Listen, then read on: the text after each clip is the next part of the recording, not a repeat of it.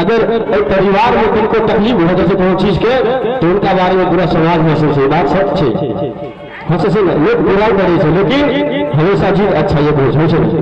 तो बात कहते हैं कि हम की देखी ई दुनिया हंसई छो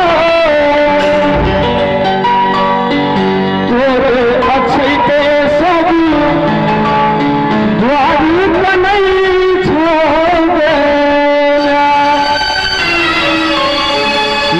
सबका शौक सहना हमारे लगे सबका शौक सहना हमारे लगे